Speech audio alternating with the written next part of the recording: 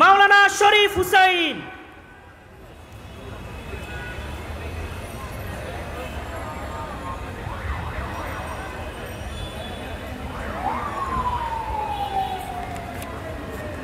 আসসালামু আলাইকুম রহমতুল্লাহ বারাকাতুহু। বাংলাদেশ খেলাফত ছাত্র মজলিসের উদ্যোগে আয়োজিত আজকের এই শিক্ষা সমাবেশের মোহতারাম সভাপতি, উপস্থিত প্রধান অতিথি ও কেন্দ্রীয় দায়িত্বশীল বৃন্দ, এই শাহবাগ চত্বর অনেক ঐতিহাসিক ঘটনার সাক্ষী। আজকে আমাদের খুব মনে পড়ছে 2021 সালে সাবেক বিচারপতি জনাব শামসুদ্দিন চৌধুরী মানিক সাহেবের নেতৃত্বে ভারতীয় পেইড এজেন্ট মুক্তিযুদ্ধ প্রজন্মের আল মামুনের নেতৃত্বে এই শাহবাগ চত্বরে মাওলানা মামুনুল হকের কুশপুত্তলিকা দাহ করা হয়েছিল। অপরাধ কী ছিল? তাদের দাবি ছিল মাওলানা মামুনুল হক কেন বঙ্গবন্ধু শেখ মুজিবুর রহমানের ভাস্কর্য উচ্ছেদের কথা বলেছেন। সেদিন মাওলানা মামুনুল হকের কথা ভালো লাগে নাই। তিনি বলেছিলেন, মরহুম বঙ্গবন্ধু শেখ মুজিবুর রহমান একজন মুসলিম নেতা, তার ভাস্কর্য নির্মাণের মধ্য দিয়ে তার কবরে কোনো সওয়াব পৌঁছবে না, বরং তার শাস্তি হবে। এতটুকু কথাই উনি বলেছিলেন। এই জন্য আলেম ওলামাদের বেইজ্জতি করেছিলেন এই শামসুদ্দিন চৌধুরী মানিক সাহেব। এখন তো আপনি সিলেট দিয়ে পলাতে চেষ্টা করেছেন, এখন মিন্টু রোডের সাবেক হারুন সাহেবের কার্যালয়ে আছেন। আসুন দেখে যান আপনার শাহবাগ চত্বরে কি হচ্ছে এখন। 2 নম্বর কথা, 2013 সাল থেকে 2021 সাল পর্যন্ত হেফাজতে ইসলামের নেতৃবৃন্দর নামে প্রায় 2 শতাধিক মামলা হয়েছে। এই মামলাগুলো সরকার 83,000 আসামি করেছে। 2 শতাধিক মামলায় হেফাজতের 83,000 নেতাকর্মীর নামে অভিযোগ দায়ের করা হয়েছে। আমাদের বুঝে আসে না, এই জুলাই বিপ্লবের পর এতদিন চলে গেল, এখনও হেফাজতে ইসলামের নেতৃবৃন্দ যে সময়সীমা বেঁধে দিয়েছেন, আমরা আশা করি হেফাজতের বেঁধে দেওয়া সময়সীমার মধ্যে হেফাজতে ইসলামের নামে দায়ের করা 2 শতাধিক মামলা সরকার আপিল না হওয়ার শর্তে প্রত্যাহার করতে হবে। এই মামলা আজকে আপনারা প্রত্যাহার করবেন, পরবর্তীতে এই মামলায় আবার আপনারা এই মামলা উজ্জীবিত করার জন্য আবার আপিল করবেন। সেই আপিলের ভিত্তিতে আবার এই 83,000 নেতাকর্মীর নামে আপনারা সেই মামলাকে চলমান রাখবেন। আমরা সেই সব মামলায় ওইভাবে প্রত্যাহার চাই না। আপিল না হওয়ার স্বার্থে অবিলম্বে হেফাজতে ইসলামের নেতাকর্মীদের নামে যে 2 শতাধিক মামলা দায়ের করা হয়েছে, এই মামলাগুলো আমরা অবিলম্বে প্রত্যাহার চাই। 3 নম্বর কথা, আজকে যারা আওয়ামী দূষর হিসাবে এখন মাঠে ময়দানে আছেন, আপনারা যদি পুনর্বার রাজপথে বের হওয়ার চেষ্টা করেন, এই ছাত্র সমাজ আপনাদেরকে দেখে নেবে। আওয়ামী কোনো দূষর বাংলাদেশে আগামীতে আর কোনোদিন মাথাচাড়া দিয়ে উঠতে পারবে না। এটাই আমাদের শেষ কথা। নাসরুম মিনাল্লাহ ফাতহুন করিব। আসসালামু আলাইকুম রহমতুল্লাহ। সমাবেশে পর্যায়ে বক্তব্য নিয়ে আসছেন বাংলাদেশ খেলাফত যুব মজলিসের কেন্দ্রীয় সাংগঠনিক সম্পাদক মাওলানা ফজলুর রহমান। বিসমিল্লাহির রহমানির রহিম। সম্ভাবনাময়ী ছাত্র সংগঠন বাংলাদেশ খেলাফত ছাত্র মজলিসের উদ্যোগে আয়োজিত আজকের এই শিক্ষা সমাবেশে উপস্থিত আছেন। আজকের এই শিক্ষা সমাবেশের মহতারাম প্রধান অতিথি বাংলাদেশ খেলাফত মজলিসের সংগ্রামী মহাসচিব, আপোষহীন মেধাবী মজলুম জননেতা শাইখুল হাদিস ইবনে শাইখুল হাদিস শায়েখ মামুনুল হক হাফিজাহুল্লাহ। আজকের এই শিক্ষা সমাবেশের মহতারাম সভাপতি মোহাম্মদ কামাল উদ্দিন সহ আজকের আমাদের মঞ্চে উপবিষ্ট নেতৃবৃন্দ, আমার সামনে উপস্থিত সারা দেশ থেকে আগত প্রিয় শিক্ষার্থী বন্ধুরা, আমি সংক্ষিপ্তভাবে আপনাদের সামনে 2টো কথা বলতে চাই। সর্বপ্রথম কথা, আজকে কেন আমরা স্বাধীন শিক্ষা প্রণয়নের দাবিতে এখানে শিক্ষা সমাবেশ করছি। আজ আমাদের দেশ স্বাধীন হয়েছে 53 বছর অতীত হয়ে গিয়েছে। এর আগে 1947 সালে আমরা ব্রিটিশ থেকে এই দেশকে ভারতবর্ষকে মুক্ত করেছিলাম। কিন্তু দুঃখের সাথে বলতে হয় যে ব্রিটিশ আমাদেরকে প্রায় 200 বছর শোষণ করেছে, জুলুম করেছে, নির্যাতন করেছে। সেই ব্রিটিশ আমাদের জন্য যে শিক্ষা ব্যবস্থা প্রণয়ন করেছিল, সেই শিক্ষা ব্যবস্থা আমরা এখনো ছাড়তে পারি নাই।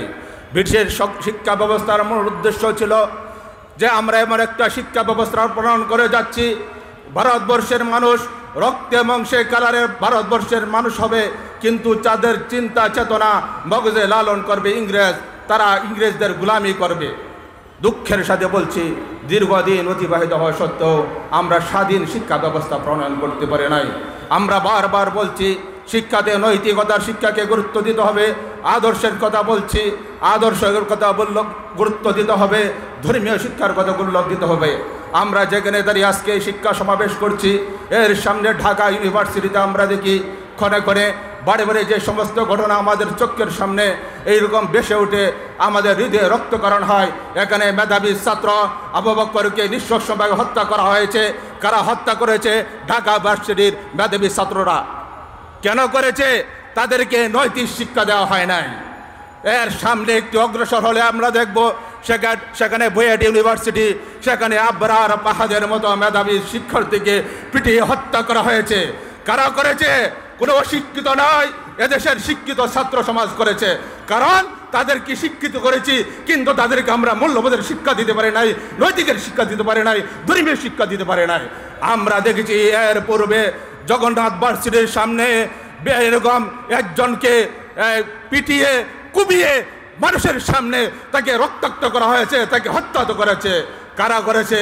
সেই জগন্নাথ ভার্সিটির মেধাবী ছাত্ররা। কেন করেছে? তাদেরকে আমরা নৈতিক শিক্ষা শিক্ষিত করতে পারি নাই। প্রিয় শিক্ষিত বন্ধুগণ, এই জন্য আমরা বলছি শিক্ষার সাথে নৈতিকতাকে গুরুত্ব দিতে হবে, ধর্মীয় শিক্ষাকে গুরুত্ব দিতে হবে। অন্যদিকে আজকে আমাদের দেশের হাজার হাজার শিক্ষিত বেকার আর দেখছি বিদেশি অনেক নাগরিক আমাদের দেশে এসে চাকরি করছে, অথচ আমার দেশের মেধাবী তরুণেরা, শিক্ষিত তরুণেরা রিক্সা চালাচ্ছে, সিএনজি চালাচ্ছে, দিনমজুরের কাজ করছে। আজকে যদি আমরা তাদেরকে কর্মের সাথে মিলিত কোনো শিক্ষা তাদেরকে শিক্ষিত করতে পারতাম, তাদেরকে প্রশিক্ষণের মাধ্যমে সেই জ্ঞান অর্জন করতে পারতাম, আজকে যেখানে আমাদের এই জনশক্তিকে আমরা যদি এরকম সুন্দর একটা জনসংখ্যাকে জনশক্তিতে রূপান্তরিত করতে পারতাম, তাহলে আমাদের বিদেশ নির্ভর হতো না। বিদেশ থেকে ভাড়াটে লোক এনে আমাদের দেশের কল কারখানা, মেল ফ্যাক্টরি, রাস্তাঘাট, কালভার্ট সেতুর জন্য ইঞ্জিনিয়ার ভাড়া করা লাগতো না। এই জন্য আমি অন্তর্বর্তী সরকারের কাছে ক্ষুদ্রভাবে একটা আহ্বান করতে চাই। এর আগে আমাদের উপস্যার বলেছেন যে শিক্ষা প্রণয়নের জন্য, সংশোধনের জন্য আপনারা যে কমিটি করেছেন, অতি সত্বর সেই কমিটি সংশোধন করুন। এদেশের মেধাবী আলেম আল্লামা মামুনুল হক সহ যে সমস্ত উলামায়ে কেরাম দেশ জাতি নিয়ে চিন্তা গবেষণা করেন, সর্বাধিক দিকে শিক্ষিত এরকম আলেমদেরকে আপনারা সেই শিক্ষা কমিটিতে আপনারা অন্তর্ভুক্ত করুন এবং এদেশের বেকার যুবকদের জন্য তাদের কর্মসংস্থানের ব্যবস্থা করুন। নতুবা দিন দিন আমাদের যে পদস্খলন, এদেশে যেভাবে আপনার ঘুষ, খুন, রাহাজানি এবং যুবকরা যেভাবে মাদকে আসক্ত হয়ে যাচ্ছে, তাদেরকে এই পথ থেকে বেরোনো সম্ভব হবে না। এজন্য তাদেরকে দরকার নৈতিক একটি আদর্শ নাগরিক হিসেবে গড়ে তোলা। তাদেরকে আদর্শ নাগরিক হিসেবে গড়ে তোলার জন্য এদেশের উলামায়ে কেরামের সমন্বয়ে শিক্ষা একটি সিলেবাস প্রণয়ন করার জন্য উদাত্ত দাবি জানিয়ে, আহ্বান জানিয়ে বর্তমান অন্তর্বর্তীকালীন সরকার এবং ছাত্রদের এই রক্তের বিনিময়ে যে সরকার গঠিত হয়েছে, সেই সরকারের কাছে আমি দাবি জানিয়ে আমার সংক্ষিপ্ত বক্তব্য এখানে শেষ করছি। নাসরুম মিনাল্লাহি ওয়া ফাতহুন করিম ওয়া বাশশিরিল মুমিনিন। সমাবেশের এই পর্যায়ে বক্তব্য নিয়ে আসছেন বাংলাদেশ খেলাফত যুব মজলিসের কেন্দ্রীয় সভাপতি পরিষদ সদস্য মাওলানা আবুল হাসান আল-জালালি। আসসালামু আলাইকুম ওয়া রাহমাতুল্লাহি ওয়া বারাকাতুহু। বাংলাদেশ খেলাফত ছাত্র মজলিস কর্তৃক আয়োজিত আজকের এই ছাত্র সমাবেশের মোহতারাম সভাপতি উপস্থিত রয়েছেন কারা নির্যাতিত মজলুম জননেতা, লক্ষ লক্ষ তরুণের হৃদয়ের স্পন্দন, বাংলাদেশ খেলাফত মজলিসের মোহতারাম মহাসচিব মাওলানা মামুনুল হক, বাংলাদেশ খেলাফত মজলিস, যুব মজলিস কেন্দ্রীয় নেতৃবৃন্দ, খেলাফত ছাত্র মজলিসের নেতৃবৃন্দ, আমার আত্মার আত্মীয় বাংলাদেশ খেলাফত ছাত্র মজলিসের উপস্থিত সাথী ভাই ও বন্ধুগণ, আমি বলতে চাই, এই শাহবাগের মাটি গাদ্দারি করে না।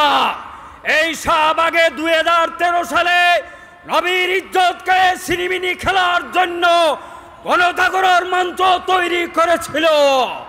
তারা একটা ভিন্ন এজেন্ডা নিয়ে সেদিন রাস্তায় নেমেছিল। আজকে তাদের হাদিস খুঁজে বাংলাদেশে পাওয়া যাবে না। প্রিয় সাথী ও বন্ধুগণ, 2024 সালের ফ্যাসিস্ট সরকারের সর্বপ্রথম যে আন্দোলন শুরু হয়েছিল এই শাহবাগের মাটি থেকে শুরু হয়েছিল। আগামী দিনে যদি কোন স্বৈরাচার ফ্যাসিস্ট মাথা উঁচু করে দাঁড়াতে চায়, শাহবাগের এই মাটির থেকে তাদের বিরুদ্ধে জাগরণ শুরু হবে। আমরা বিগত 15 বছর খেলাফত ছাত্র মজলিস, যুব মজলিস বিভিন্নভাবে চেষ্টা করেছি শাহবাগে আমাদেরকে আন্দোলন করার স্পেস দেওয়ার জন্য। বিগত সরকার আমাদেরকে সুযোগ থেকে বঞ্চিত করা হয়েছে। আজকে আমরা শাহবাগের ময়দানে নেমেছি। ভবিষ্যতেও যে কোনো দাবি নিয়ে শাহবাগের ময়দানে আমরা অবতীর্ণ হব। সংগ্রামী সাথী ও বন্ধুগণ, শিক্ষাই জাতির মেরুদণ্ড। বিগত সরকার এই শিক্ষার জাতীয় মেরুদণ্ডকে ভেঙ্গে খান খান করে দিয়েছে। শিক্ষা ক্ষেত্রে ইসলামী শিক্ষাকে বাধ্যতামূলকভাবে বিতরণের সকল প্রচেষ্টা অব্যাহত রেখেছিল, কিন্তু সফল হতে পারে নাই। আজকে সমাজের বিভিন্ন স্তরের সংস্কার চলছে। শিক্ষা ব্যবস্থায় সংস্কার করতে হবে, সেখানে আলেমদের প্রতিনিধি নিযুক্ত রাখতে হবে। গতকালকে ঢাকা বিশ্ববিদ্যালয়ে যে একটি মর্মান্তিক হত্যা ঘটনা ঘটেছে তার তীব্র নিন্দা ও প্রতিবাদ জানাচ্ছি। বিগত 15 বছরে সারা দেশে যত ছাত্র হত্যা হয়েছে সকল ছাত্র হত্যাকাণ্ডের বিচার করতে হবে। সংগ্রামী সাথী ও বন্ধুগণ, সাবেক প্রধানমন্ত্রী বলেছিলেন চুট করে তিনি বাংলাদেশে ঢুকে যাবেন। আমি বলতে চাই, চুট করে বাংলাদেশ থেকে যারা ভারতে ঢুকতে চেয়েছিলেন তাদেরকে এদেশের ছাত্র জনতা আটক করেছে। শেখ হাসিনা, আপনিও যদি ঢুকতে চান ছাত্র জনতা আপনাকে রেহাই দেবে না, আপনি সাহস করবেন না। সময় হলে বাংলাদেশের জনগণ আপনাকে ফিরিয়ে আনবে। আগামী দিনের সকল আন্দোলন সংগ্রামে খেলাফত ছাত্র মজলিস সংগ্রামী ভূমিকা রাখার উদাত্ত আহ্বান রেখে আমার বক্তব্য শেষ করছি। নাসরুম মিনাল্লাহি ফাতহুম কারীব। শিক্ষা সমাবেশের এ পর্যায়ে বক্তব্য রাখবেন এদেশের গণমানুষের সংগঠন বাংলাদেশ খেলাফত মজলিসের কেন্দ্রীয় যুগ্ম মহাসচিব, কারা নির্যাতিত মজলুম আলেম দ্বীন